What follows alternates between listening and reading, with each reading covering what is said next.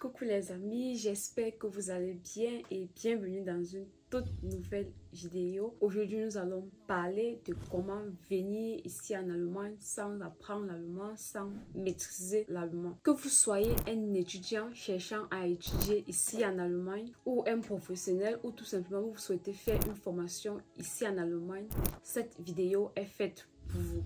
Restez avec nous pour découvrir les étapes à suivre pour obtenir un visa d'apprentissage de l'allemand et réaliser ensuite vos projets ici en Allemagne. Puisque vous pouvez venir, vous apprenez l'allemand, mais avant de terminer votre cours de langue, vous pensez que ok, je pourrais faire une formation, ou bien si vous avez vos anciens diplômes, vos diplômes que vous avez obtenus dans votre pays où vous êtes actuellement, vous pouvez chercher le travail et dès que vous cherchez, avant que votre séjour d'apprentissage de la langue n'expire, vous allez à l'office des étrangers pour changer le séjour avant qu'il ne se fasse tard. Mais avant de plonger dans le vif du sujet, je vais me présenter. Moi, c'est Elvira et ici, nous explorons non seulement les opportunités qu'offre l'Allemagne en matière d'études, d'immigration, de formation, mais aussi les réalités de la vie ici en Allemagne. La première étape est d'obtenir une admission à un cours intensif ici en Allemagne, pas un cours normal parce que les cours normaux c'est toujours une fois à la semaine même, ou bien vous savez c'est la langue, c'est pas comme les enseignements à l'université. Donc maintenant lorsque ce serait intensif, on est sûr que vous aurez moins, vous serez bien occupé en fait. Donc la première étape très cruciale est de vous inscrire à un cours intensif ici en Allemagne et pas n'importe quel cours. Ce cours doit être structuré et comprendre au moins 18 heures la semaine. Donc vous devez chercher les écoles, les universités ou les centres qui vous proposent des programmes où vous aurez accès aux cours au moins 18 heures la semaine. Et plusieurs universités sont en Allemagne et plusieurs centres aussi. Comme les centres, nous avons le Goethe Institut qui est partout. Sauf qu'au Goethe Institut, moi je trouve vraiment ici en Allemagne c'est plus cher qu'au pays. Donc ce n'est que pour mon choix en fait. Pour ma part, c'est de finir ces cours là au pays. Ici, pour 3 semaines de cours, vous allez payer jusqu'à 1080 € juste pour 3 semaines de cours intensifs. C'est même 1099 € en fait. Regardez dans la page encore, c'est 1099 €. Ça c'est le minimum pour 3 semaines. Imaginez si vous faites 6 semaines déjà, vous êtes déjà à plus de 2000 €. 2000 € c'est déjà plus d'1 million. Et cela pour 115 unités d'heure, même pas heure de cours. Et une unité d'heure, même au pays, en fait, ceux qui sont au Goethe Institut, moi c'était mon cas par exemple, une unité d'heure c'est 45 minutes. Et chaque séance, vous aurez 4. Bon, 75 en 3 semaines. Une semaine à 5 jours. 5 jours de cours, vous faites le cours juste de lundi à vendredi. Et pendant ces 5 jours, vous faites 4 unités d'heures chacun des jours. Et 4 x 5, 20. Mais 4 unités d'heures, ça ne veut pas dire que c'est 4 heures en fait. 45 minutes x 2, ça fait comme ça fait 1h30. Donc 45 minutes x 4, ça fait plutôt 3. On revient à 3 x 5, ça fait 15 heures. Maintenant, 15 heures là, qui est pour chaque semaine. Bon, je recommence. Une unité d'heure, c'est 45 minutes. On appelle ça 1 heure et il propose 75 heures. Et vous avez comme ça 4 par séance. Je me dis parce qu'au pays on avait 4 par séance, mais c'était pas les mêmes prix quand même. C'était beaucoup moins cher même par rapport à ici. Bon, 4 là fois 3, puisque les 4 unités d'heure reviennent à 3 heures en fait. Ça fait 15. Donc vous avez 15 heures par semaine de cours qu'on veut voir. Les 15 heures là, maintenant, fois 3 semaines et 15 fois 4, bon ça fait 60. Ça veut donc dire qu'ils font 5 heures par séance en fait, 5 unités d'heures par séance pour les 75 là, s'ils font en 3 semaines et du coup vous avez 25 par semaine. Bon, même jusque là je trouve que c'est plus cher ici. Pourtant vous avez la même chose au pays, très moins cher, même très moins cher. 130 000, 135 000, 140 000, je trouve super moins cher. Par exemple au Cameroun, pourtant ce sont les cours de langue, bon pour avoir le même certificat, le même diplôme, c'est vrai qu'il y aura quelques différences au niveau de l'apprentissage. Vous êtes ici en Allemagne déjà, c'est déjà une très grande différence. Pour moi c'est cher, donc pour vous, vous avez l'argent, vous pouvez venir payer cela. Et vous pouvez non seulement apprendre les cours de langue au Goethe Institut ou bien à la VHS, c'est la Volkshochschule. Là vous pouvez apprendre plusieurs langues ici en Allemagne. C'est aussi dans plusieurs villes. De même pour le Goethe Institut, c'est dans plusieurs villes ici en Allemagne, dans les grandes villes surtout. Mais la Volkshochschule est déjà presque partout. C'est presque dans toutes les villes, même dans ma ville, il y a la Volkshochschule. Pourtant, Goethe Institut, je n'ai pas encore vu dans ma ville, j'ai juste vu à München, dans la ville voisine. Et là, c'est plus moins cher. Maintenant, la question va revenir. Il faut que vous ciblez le cours en fait, où vous pouvez avoir 18 heures d'enseignement par semaine au minimum. Mais sinon, les universités sont toujours les idéales. Parce que moi, par exemple, je suis ici à mon B1. J'ai fait le B2+ à l'université. Et beaucoup d'autres universités proposent des cours de langue comme ça. Et là aussi, c'est pas trop cher. Vous payez le semestre.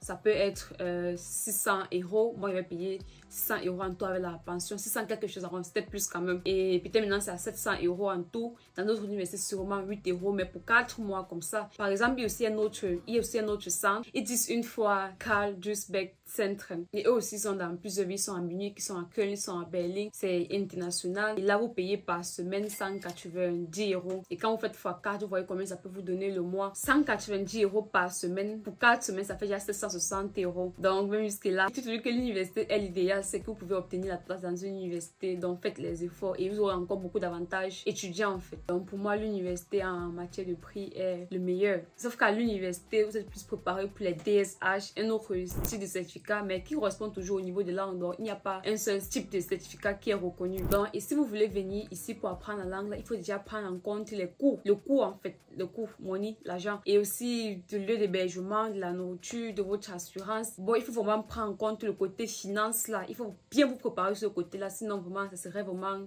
très chaud pour vous ici là. Il faut vraiment très bien vous préparer et bien regarder le côté là. Peut-être c'est mieux que vous faites actuellement au pays où vous êtes, parce que vous n'avez pas payé un loyer, vous n'avez plus payé beaucoup pour la nourriture, ou bien le loyer est tout simplement plus moins cher et les coûts aussi sont plus moins chers. Et le plus important, sûrement vous avez votre source de revenus fixe là, ou votre travail là, votre job, où vous pouvez aussi avoir des entrées entre temps. Autant ici vous allez venir, vous allez commencer à nouveau. Pendant ce temps, vous n'avez pas le droit de travailler pendant beaucoup de langues. Dans la plupart des villes, vous n'avez pas du tout. Dans ma ville, par exemple, on a le droit de travailler pendant les grandes vacances.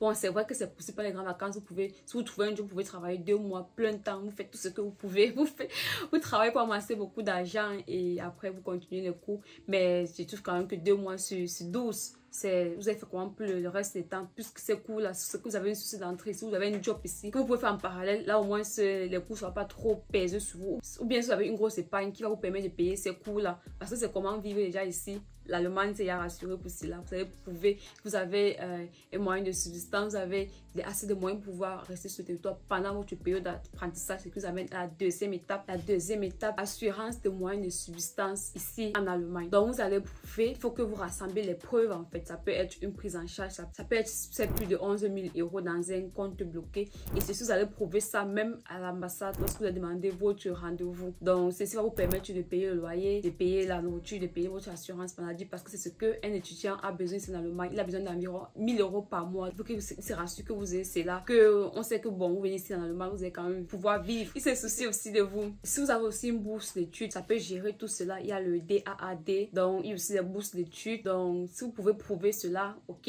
vous pouvez y passer à la seconde étape. Donc première étape, le centre des langues ou l'université, vous pouvez apprendre la langue. Deuxième étape, prouver que vous avez des moyens de subsistance pour vivre sur le territoire, pour bien vivre sur le territoire pendant votre période d'apprentissage. Et la troisième étape est la préparation des documents pour votre demande de visa à l'ambassade. Une fois que vous avez été accepté par votre centre ou par votre université, vous allez chercher la preuve financière, vous commencez à assembler vos documents, vos relevés de notes avec les formulaires de l'ambassade. Enfin, vous allez dans le site de l'ambassade et vous regardez tous les documents requis et vous commencez à les réunis. Si vous voulez aussi, je peux faire une vidéo par rapport à tous les documents à fournir lorsque vous voulez étudier ça en Allemagne. C'est aussi les mêmes pour venir apprendre l'allemand ici en Allemagne, parce que vous allez demander le visa dans la liste des visas étudiants en fait. C'est dans la catégorie étudiant que vous allez demander le visa. Et ceux qui sont au Cameroun, si vous n'avez pas la mention au bac, vous allez demander la liste B. Mais si vous avez la mention au bac, vous allez demander tout simplement dans la liste A. Et sachez aussi que ceux qui ont déjà commencé peut-être le A1 ou le A2, ils ont plus de chances que celui qui vient juste comme ça en fait, n'a pas commencé le A1. Il peut avoir facilement un refus de visa. Certains pays, c'est que il doit facilement reçu le visa.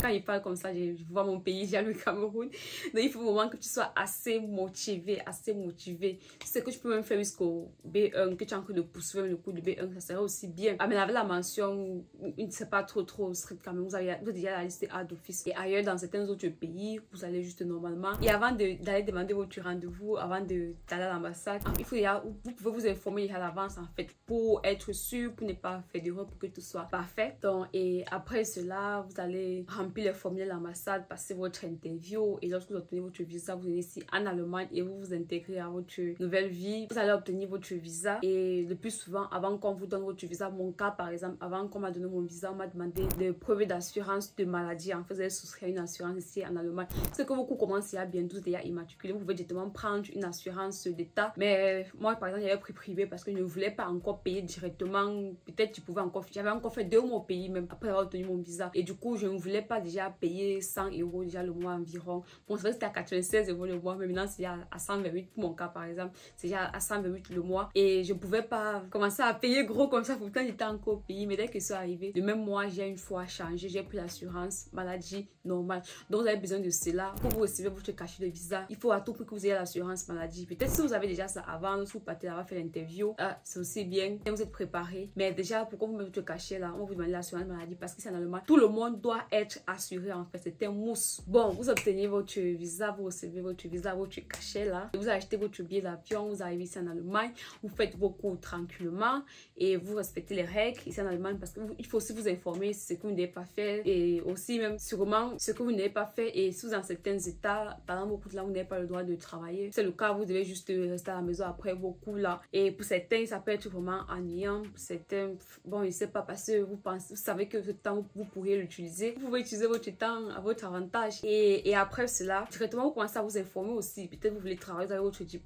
votre diplôme déjà là, vous commencez à chercher le travail, ou bien si vous voulez faire une formation, peut-être vous venez comme ça, vous avez quand même un niveau de langue déjà B1, vous pouvez aussi commencer à chercher la formation pendant que vous finissez votre B2 et ça c'est une longue période quand même, votre période de cours de langue et sûrement avant de finir vous avez à trouver autre chose à faire. Peut-être ça peut même être Infra Village Social, il y a un FSJ en fait, le bénévolat, le volontariat, toujours pour pouvoir rester sur le territoire parce que sinon votre séjour là ça finit.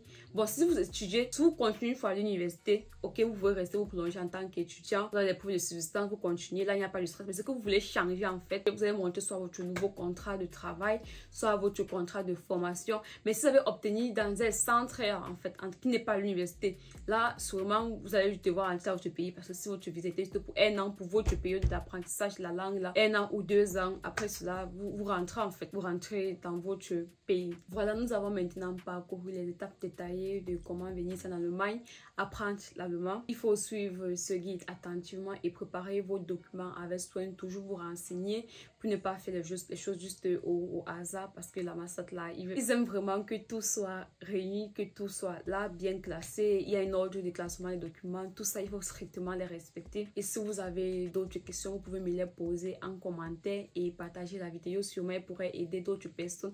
Et si vous estimez que cette vidéo vous a apporté de la valeur, n'hésitez pas à me laisser un like et nous donnons rendez-vous dans une prochaine vidéo.